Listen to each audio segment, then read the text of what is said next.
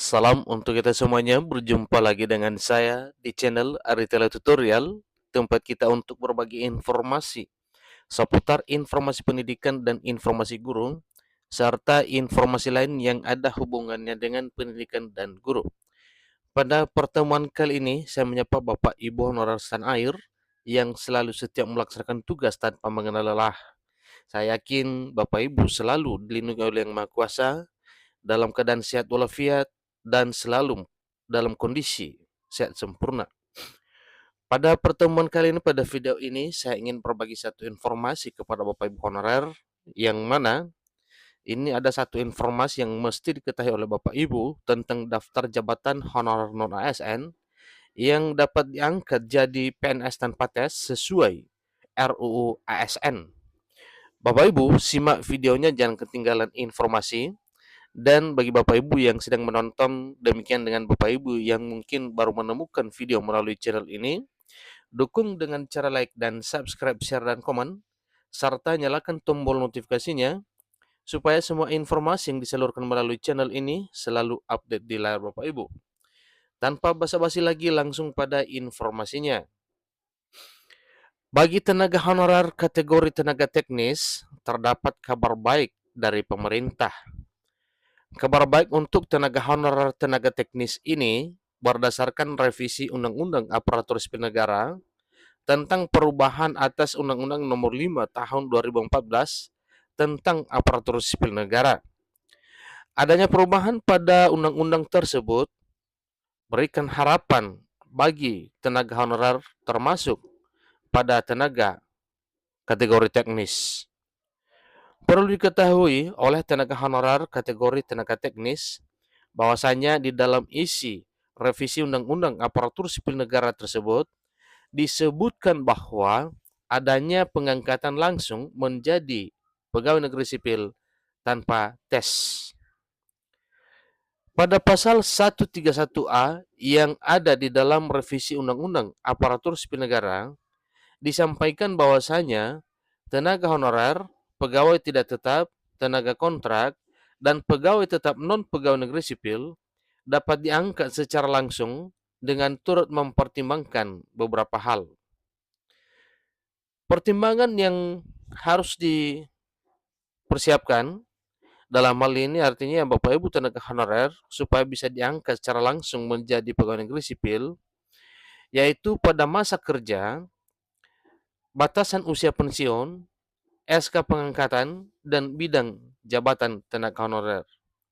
Nah, keempat hal ini Bapak Ibu itu masa kerja, artinya masa kerja paling lama sesuai dengan ketentuan bahwa dalam revisi Undang-Undang Aparatur Sipil Negara di mana honorer yang mendapatkan surat penugasan atau SK yang terbit 15 Januari 2014 maka akan diangkat menjadi pegawai negeri sipil tanpa seleksi tes. Kemudian batasan usia pensiun, artinya dalam hal pengangkatan ini juga, dalam hal ini pemerintah dia mengkaji bahwa dalam hal pengangkatan tenaga honorer menjadi pegawai negeri sipil tanpa seleksi tes ini, wajar mengkaji batasan usia pensiun. Logisnya, tidak mungkin pada saat umur pensiun baru diangkat menjadi aparatur sipil negara dalam arti pegawai negeri sipil. Seterusnya adalah SK pengangkatan. Sedikit saya berikan penjelasan bahwa SK pengangkatan yang dimaksud adalah surat keputusan pengangkatan Bapak Ibu honorer yang diterbitkan sesuai dengan ketentuan yang telah tertuang di dalam revisi Undang-Undang Aparatur Sipil Negara. Dan bidang jabatan tenaga honorer.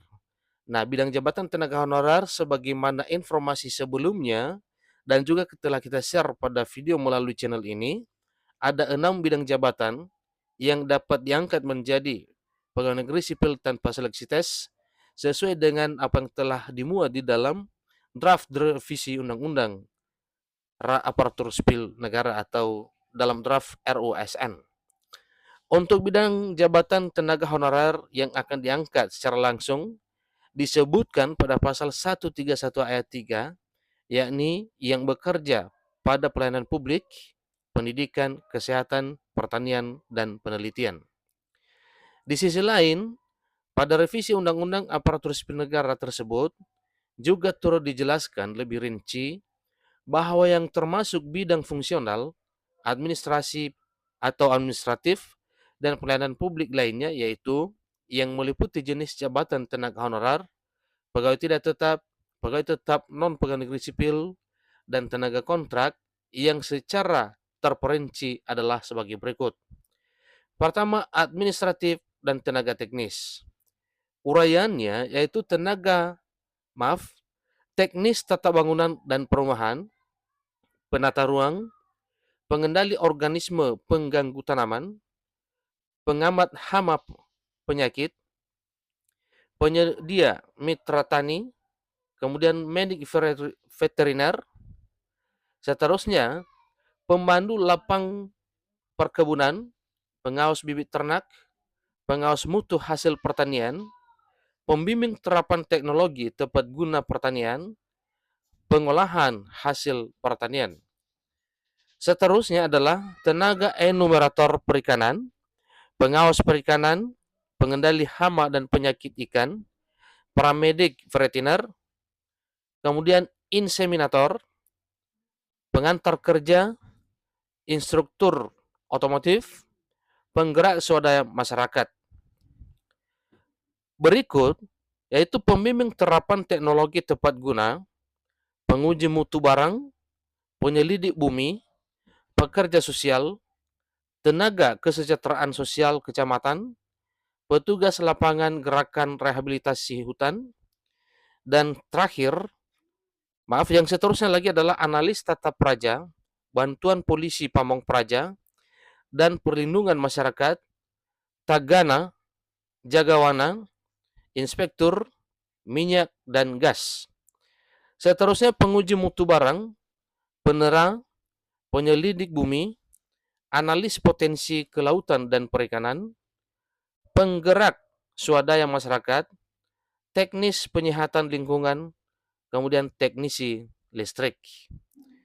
Berikut lagi adalah auditor keuangan, peneliti sosial ekonomi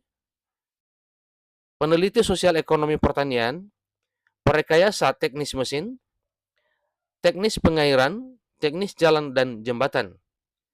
Dan urutan yang terakhir adalah teknis bangunan, arsiparis, verifikator keuangan, sandiman, analis jabatan, operator transmisi sandi, penerjemah, penyusun sistem dan prosedur kerja, dan jabatan administrasi, serta tenaga teknis lainnya.